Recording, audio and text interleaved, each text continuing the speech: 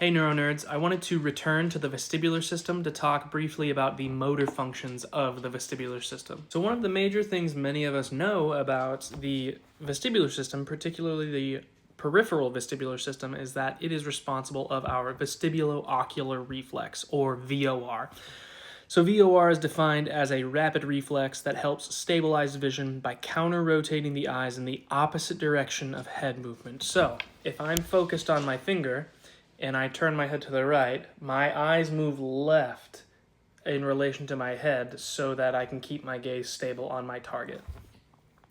This just ensures that the image on the retina remains relatively steady even when your head is moving, so that way you have a good idea of what the environment is doing around you.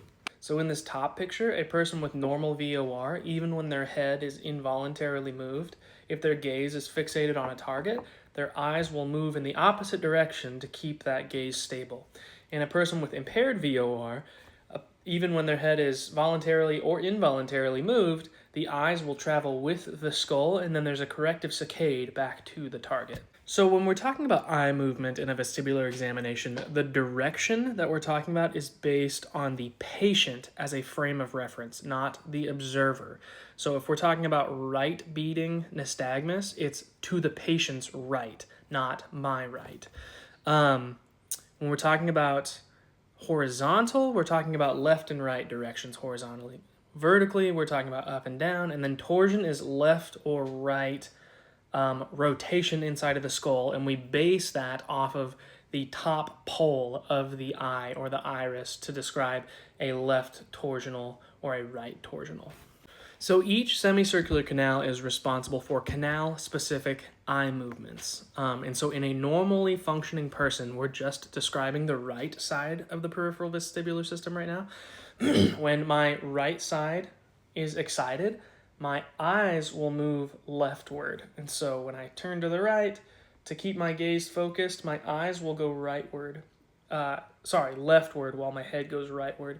And so the horizontal canal controls that portion of VOR. Now, if I move my head in the plane of the right posterior canal, so I'm focusing on a target, in the plane of the right posterior canal, my eyes will move left and rotate leftward.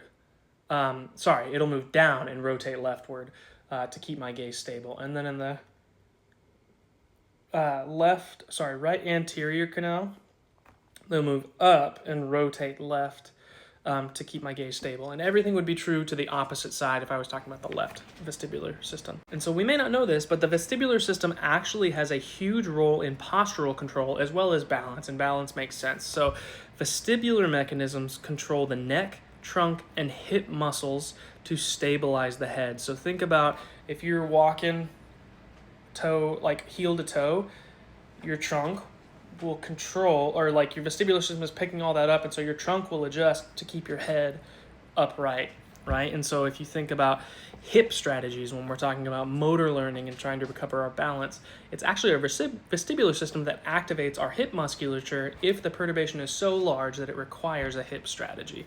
Now, your ankle strategies is going to be controlled by your somatosensory system, which makes sense if you've learned about those things, but somatosensory system loss leads to the adoption of hip strategies in situations where ankle strategies would be more efficient. And so even if you've lost somatosensory input, your body can still figure out how to adapt to maintain your balance through compensation of your vestibular system. And lastly, the intensity of evoked responses to perturbations can be disrupted with vestibular deficiency, although timing is less affected. So for instance, what I mean by that is, like, if I have a really small perturbation, you might take a very large step, although your timing might be perfect. Like, you don't have delayed response, it's just not appropriately sized response because you can't detect how big that perturbation actually is. So the vestibular system is not just a very complicated sensory system. It actually plays a large role in postural control and balance. So these were the motor functions of your vestibular system. If you have any questions, please feel free to comment and reach out.